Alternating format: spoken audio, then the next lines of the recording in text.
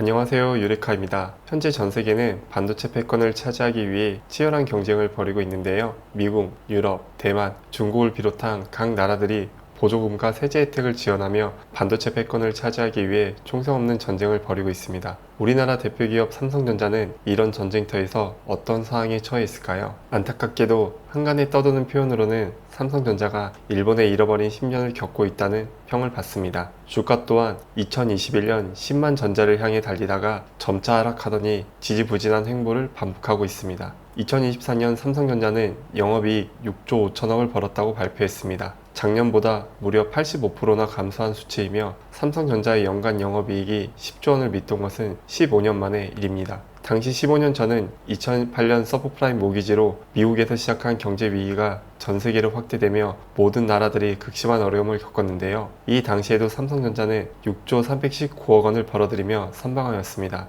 영업이익만 놓고 보면 경제 위기급 성적표를 이번에 발표한 거네요. 이렇게 아쉬운 성적표가 나온 이유는 반도체에 있습니다. 가전, 모바일 등 타 사업 분야에선 이익을 냈지만 반도체에서 15조 원에 가까운 영업 적자가 발생하다 보니 15년 만에 최악의 성적표가 나왔습니다. 이 와중에 SK 하이닉스가 엔비디아의 AM이라는 고대형 메모리 반도체를 공급하며 매출과 주가를 빠르게 회복했고, 시장에선 이러다가 삼성전자가 SK 하이닉스에 1위 자리를 내주는 거 아니냐는 말까지 나왔습니다. 삼성전자 주주총회에선 매서운 질타가 쏟아졌고, 급기야 삼성전자 부회장은 주주들에게 사과하며 세계 반도체 1위를 되찾겠다는 결의에 찬 포부를 밝히기도 했습니다. 일부는 반도체 시장 특성상 사이클을 탈 수밖에 없는 구조이며 벌 때는 확 벌고 못 벌 때는 확 까먹는 구조를 갖고 있어 반도체 시장만 개선된다면 자연스럽게 해결될 문제로 현재의 걱정들은 지나친 기우라는 시각도 있습니다. 삼성전자는 다양한 분야의 매출 카테고리를 갖고 있지만 그 중에서도 메모리 반도체를 주력으로 큰 폭의 성장을 하였습니다. 1998년부터 2013년까지 반도체 사이클은 2-3년에 걸쳐 지속 반복되었지만 그럼에도 불구하고 연평균 17.6%씩 고성장을 하던 회사였습니다. 허나 2014년부터는 이런 고성장이 멈추며 지지부진한 매출의 등락포만 발생하였고, 그래프를 보시다시피 2013년과 2023년은 10년이라는 긴 시간이 지났지만 그간 삼성전자가 보여줬던 고성장세는 더 이상 볼 수 없었습니다. 삼성전자의 잃어버린 10년이라는 이야기가 들려오는 이유입니다. 그 사이 경쟁자들은 무섭게 성장하여 삼성전자의 아성에 도전했고, 최근에는 삼성전자보다 후순위로 평가받던 TSMC는 삼성전자를 제치고 아시아 반도체 1위 기업이 되는 기염을 토했습니다. 단순 반도체 사이클 때문에 삼성전자가 일시적 어려움에 직면했고, 반도체 사이클이 돌아오면 자연스럽게 해결될 테니 걱정할 필요가 없다는 생각은 다소 아니란 생각일 수 있습니다. 오늘은 비슷하지만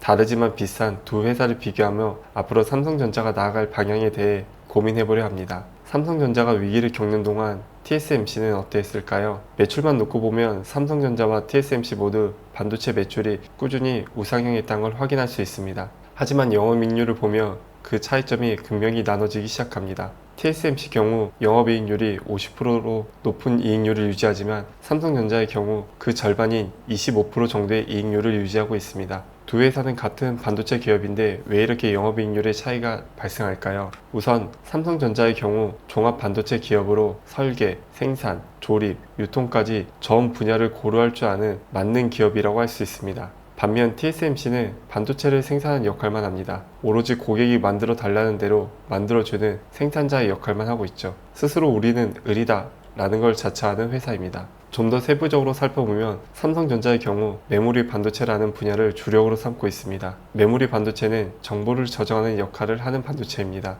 반면 TSMC는 파운드리, 위탁 생산, 시스템 반도체 등 명칭이 다양하지만 오늘은 비메모리 반도체로 지칭하겠습니다. 비메모리 반도체의 경우 명령 정보를 처리하는 역할을 합니다. 예를 들어 스마트폰이 있다고 가정해 봅시다. 멋진 풍경을 보며 스마트폰 카메라로 어플을 실행하고 사진을 찍는 등 터치로 조작을 했을 때 이 명령들을 실행하는 정보 처리 역할을 TSMC의 비메모리 반도체가 처리합니다. 반대로 이렇게 찍힌 사진 데이터를 저장하는 역할을 삼성전자의 메모리 반도체가 하죠. 각 반도체의 용어가 다른 만큼 생산 방식 및 특징도 다른데요. 삼성전자의 메모리 반도체 경우 소품종, 대량 생산 방식을 취합니다. 종류 자체가 적어 이익을 확보하기 위해서는 박리담회 방식으로 대규모 생산을 해야 하죠. 끊임없이 공장을 지어야 하고 각종 장비를 계속 사들여야 합니다. 반대로 TSMC의 경우 다품종, 소량 생산 방식으로 각 회사마다 설계도가 다르고 주문 방식이 다르기에 선주문, 후 제작 방식을 취합니다. 삼성전자와는 다르게 많은 공장을 지을 필요도 없고 한번 설비를 사들이면 그 설비를 오랫동안 활용해서 지속적인 매출을 발생시킬 수 있습니다. 삼성전자가 두세 개의 일반 기성복 정장을 대량으로 만들어 판매하는 기업이라면 TSMC는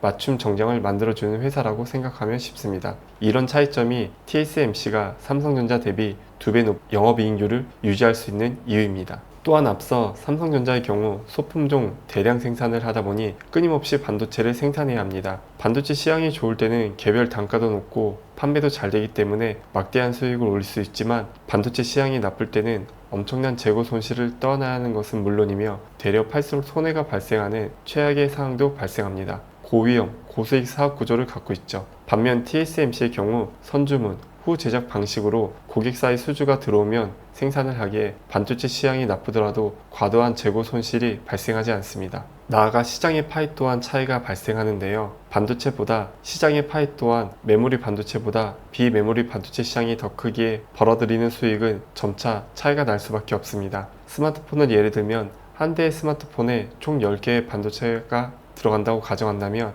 6, 7개의 TSMC의 비메모리 반도체가 들어가고 나머지 3, 4개는 삼성전자의 메모리 반도체가 들어가는 구조로 앞으로 시장의 파이 또한 TSMC가 유리한 구조를 갖고 있다고 보여집니다. 현재 전 세계적으로 주목받고 있는 AI 인공지능, 챗GPT, 클라우드, 머신러닝 등 빅테크 기업들은 공장을 갖고 있지 않고 설계에만 집중하기를 원합니다. 본인들의 설계도대로 만들어주되 자신들의 설계도가 유출되지 않도록 지적 재산권을 보호해줄 믿음직한 파트너사를 원하고 있죠. TSMC는 이런 부분에 있어 빅테크 기업들이 가장 좋아하는 기업으로 발돋움하고 있습니다. 이렇게 착실하게 신뢰도와 생산 능력을 올리던 TSMC는 2024년 연매출이 삼성과 인텔을 넘어 세계 1위에 오르는 기염을 토했습니다. TSMC가 설립된 지 36년 만에 처음으로 반도체 매출 1위 기업이 되었습니다. 한때 반도체 1위를 달리던 삼성전자로서는 너무 뼈아픈 사항입니다. 시가총액만 놓고 보면 엔비디아는 AI 인공지능의 독보적인 설계 능력을 바탕으로 잡히지도 않을 만큼 멀어진 상태이며 한 수 아래로 평가받던 TSMC는 애플과 엔비디아의 설계를 독점 생산하며 공고한 포지션을 구축한 상태입니다. 나아가 전통의 강자인 미국의 인텔과 브로드컴은 자국의 압도적 지원을 받아 옛 영광을 되찾기 위해 고군분투하고 있습니다. 삼성 또한 이런 시대적 변화를 잘 알고 있기에 2019년 변화에 발맞춰 기존 메모리 반도체 시장의 초격차 지배력을 유지하며 비메모리 반도체 분야에서도 TSMC를 넘어 2030년까지 세계 1위를 달성하겠다는 포부를 밝히기도 했는데요. 허나 현재 비메모리 반도체 분야에서 TSMC는 세계 시장 점유율 61.7%를 차지하며 공고한 1위를 지키고 있습니다. 추격은커녕 되려 TSMC와 격차는 더욱더 벌어진 상황이며 설상가상 중국의 SMIC라는 비메모리 반도체 회사가 중국 정부의 막대한 재원을 바탕으로 삼성전자를 매섭게 추격하고 있는 상황입니다. 한간에는 중국의 SMIC에게 곧 세계 2위 자리까지 내주는 건 시간 문제다라는 우려까지 나오고 있습니다. 도대체 삼성전자에 밀려있던 만년 2위 TSMC가 어떻게 이렇게 독보적인 기업으로 환골탈퇴할 수 있었을까요? TSMC의 창업자 모리스 창 회장은 2021년 대만에서 열린 한 강연에서 우리가 주목하는 경쟁자는 미국, 일본, 중국의 기업이 아닌 한국의 삼성전자가 TSMC의 유일한 경쟁자다라고 밝혔습니다. 두 회사 모두 인재 수준이 높고 인력 대부분이 자국에 있기에 우리와 가장 비슷하며 가장 강력한 경쟁자라고 답했습니다. 또한 경제매체 차이신가의 인터뷰에서는 일본 반도체 산업이 쇠락한 이유 중 하나로 한국에는 이건희 회장 같은 뛰어난 리더가 있지만 일본에는 이건희 회장 같은 리더가 없다며 나에게 있어 가장 강력한 경쟁자이고 닮고 싶은 롤 모델이라며 소회를 밝히기도 했습니다. 이런 모리스 창 회장은 이건희 회장이 삼성전자를 철저하게 분석했고 삼성전자를 뛰어넘기 위해 TSMC만의 색깔과 원칙을 만들기 시작했습니다. 첫 번째로 TSMC의 사원은 고객과 경쟁하지 않는다입니다. 철저하게 애플, 엔비디아 등 고객사가 만들어 달라는 대로 만들기만 한다 라는 신조로 생산에만 집중하는 스탠드를 취했습니다. 이른바 스스로 을을 자처했죠. 이런 확고한 포지션은 애플, 엔비디아 등 지적재산권에 누구보다 민감한 빅테크 기업들에게 좋은 인상을 주었고, TSMC는 설계도대로 뛰어난 반도체를 만들되 절대 외부로 설계가 유출되지 않는 믿음직한 회사다라는 신뢰도가 쌓이기 시작했습니다. 반면 삼성전자의 경우 설계, 생산, 조립, 가공, 유통 등 모든 분야를 고려할 줄 아는 팔방미인 회사였지만, 애플이나 엔비디아 같은 빅테크 기업들은 삼성의 설계를 맡기면 자칫 본인들의 공들여 설계한 지적재산권이 유출되지 않을까라는 우려를 가질 수밖에 없었습니다. 일례로 애플은 삼성전자와 치열한 스마트폰 소송을 벌이는 와중에도 삼성전자의 뛰어난 반도체 기술력을 알기에 애플 아이폰 반도체 생산을 위탁하던 사항이었습니다. TSMC가 삼성전자를 뛰어넘기 위해서는 세계 1위 기업인 애플의 아이폰 생산을 더 많이 배정받기를 원했고, 이를 위해 TSMC는 애플이 원하는 바를 잘 알고 있었기에 지속적으로 애플을 설득하며 우리는 생산만 할 것이며 고객사의 설계도를 절대 유출하지 않을 것이다, 이를 위해 철저한 보안 체계를 구축하겠다고 피력했습니다. TSMC는 이런 고객사 맞춤 전략은 주요했고, 2015년을 기점으로 애플은 아이폰의 비메모리 반도체 전량을 TSMC에 맡기며 삼성전자와의 파트너를 끊었습니다. 당시 표면적 이유는 TSMC가 만든 비메모리 반도체가 삼성전자보다 뛰어났다고 발표했지만, 업계의 관계자들은 삼성전자의 스마트폰 점유율이 급격하게 높아지자 애플의 반도체 설계도가 삼성전자로 새는 것을 극도로 꺼린 스티븐 잡스가 거래처 교체를 지시했다는 것이 중론으로 여겨지고 있습니다. 이유가 어찌됐든 애플의 반도체 전량을 생산하기 시작한 TSMC는 철저한 지적재산권 보안과 생산성을 바탕으로 이 메모리 분야에서 독보적인 입지를 쌓기 시작했습니다. 애플이라는 세계 1위 기업의 독점 파트너사가 되다 보니 자연스럽게 엔비디아를 비롯한 다양한 빅테크 기업들이 TSMC와 파트너를 맺었습니다. 다방면의 팔방미인인 삼성전자는 훌륭한 기업이었으나 애플, 엔비디아 등 빅테크 기업들에게는 무서운 경쟁자이기도 했기에 비메모리 분야에서 삼성전자의 입지는 점점 좁아지는 상황이 발생했습니다. 이런 확고한 경영 전략을 바탕으로 고객과 경쟁하지 않고 동반 성장한다는 비전을 지금까지 철저히 지켜왔고, TSMC는 애플이나 엔비디아 같은 세계적 고객사가 자신들의 핵심 기술이 담긴 반도체 설계를 넘겨도 안심할 수 있는 회사라는 이미지를 만들었습니다. 두 번째 이유로는 리더십 부재입니다. TSMC는 1987년 설립 당시 대만의 공기업으로 시작했습니다. 민영화 이후에도 정부는 6%대 지분을 보유하며 TSMC의 모리스 창 회장이 안정적인 경영을 할 수 있도록 지지했습니다. 모리스 창 회장은 이런 국가의 지원을 바탕으로 어려운 결정 사항이 오더라도 미래를 보며 과감한 의사결정을 하였고, 그런 투자와 기술이 지금의 TSMC를 공고하게 만들었습니다. 반면 삼성전자는 이병철, 이건희 회장이 경영할 당시에는 강력한 오너 리더십을 바탕으로 빠른 의사결정과 투자로 단숨에 시장을 장악하는 재빠른 추격자의 모습을 보여줬지만, 이재용 회장 시대에 들어서는 출발부터 각종 사법 리스크에 휘말려 삼성전자 특유의 빠른 추격자의 모습은 더 이상 볼 수 없었습니다. 정부 또한 삼성전자의 비메모리 반도체 세계 1위 청사진을 칭찬하며 세계 1위로 발돋움할 수 있도록 정부의 역량을 지원하겠다고 밝혔으나, 각종 사법 리스크가 발생하다 보니 이런 지원은 멈춰버렸습니다. 그 사이 TSMC는 대만 정부의 지원과 모리스 창 회장의 강력한 리더십을 바탕으로 애플, 엔비디아, 아마존 등 강력한 빅테크 기업들과 탄탄한 신뢰도를 쌓아나갔습니다. 세 번째 이유는 인재 유치 부족입니다. 대만의 경우 신주, 중부, 남부로 지칭되는 지역을 필두로 대만 전 지역 고르게 과학단지가 조성되었고, 이 과학단지에는 우수한 대학교가 설립되며 엄청난 인재풀이 갖춰지기 시작했습니다. TSMC는 정부, 대학, 기업이 연계하며 최신 장비를 바탕으로 수준 높은 교육을 하였고, 이렇게 만들어진 뛰어난 인재풀은 모두 TSMC가 적극 채용하는 선순환 구조가 만들어지자 TSMC의 기술력은 비약적으로 성장하기 시작했습니다.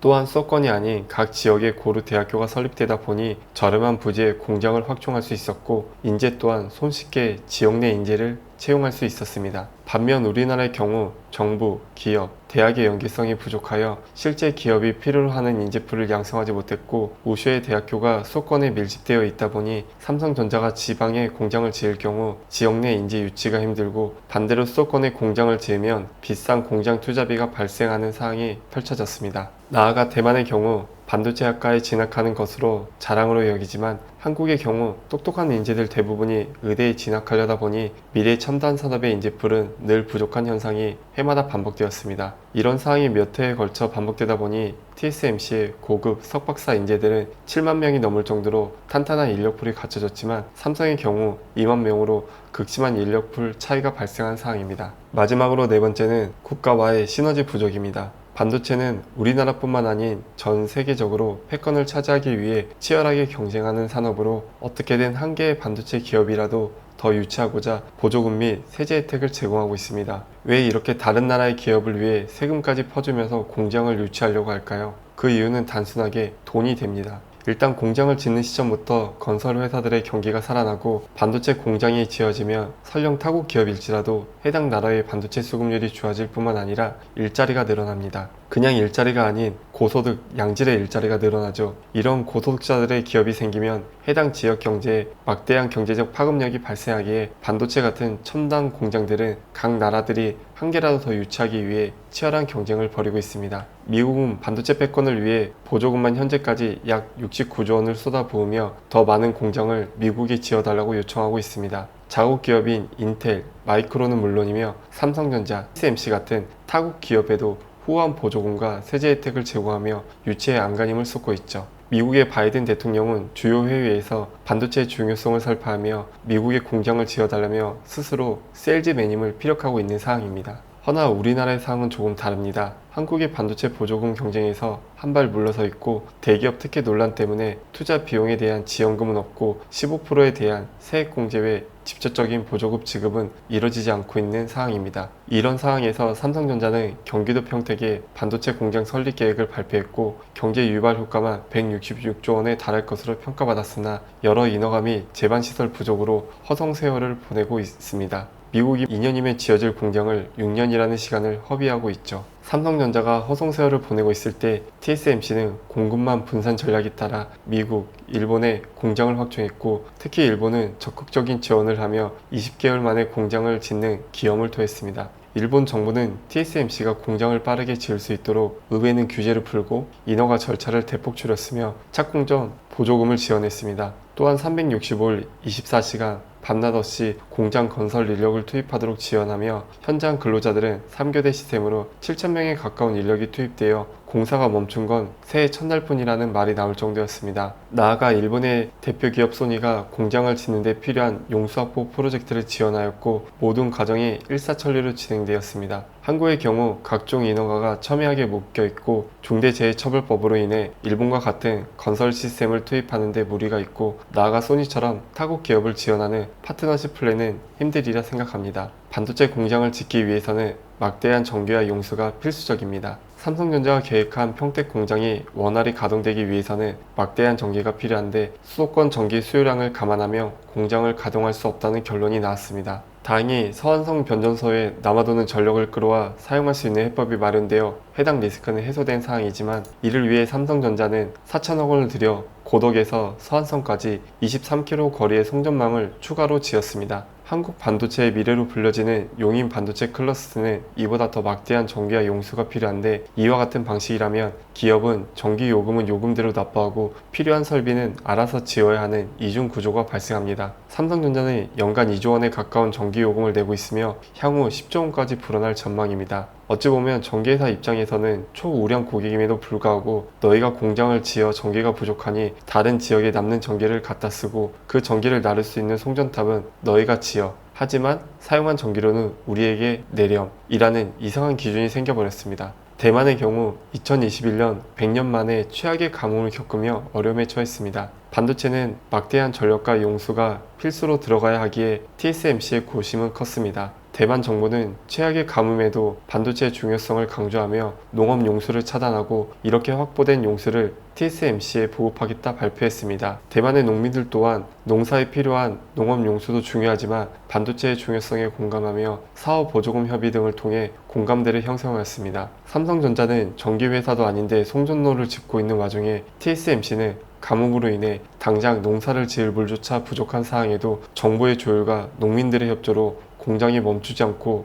반도체를 생산할 수 있었습니다. 이처럼 반도체 매출 세계 1위를 달리던 삼성이 어려워진 이유는 갑작스러운 상황의 변화보다는 좀 더 다양한 문제점들이 복합적으로 누적되었다 생각합니다. 지금도 TSMC를 비롯한 경쟁자들은 지속적으로 격차를 벌리기 위해 달리고 있고, 중국의 MIC를 비롯한 후발주자들은 삼성전자의 현재 자리조차 빼앗기 위해 고군분투하고 있습니다. 허나 삼성전자는 언제나 위기를 극복하고 더욱더 강해지는 모습을 보여왔습니다. 다시 한번 삼성전자의 초격차 전략을 바탕으로 메모리 반도체 분야는 물론 앞으로 미래를 책임질 이 메모리 반도체에서도 삼성전자의 입지가 공고해지길 바라봅니다. 이상 유레카였습니다.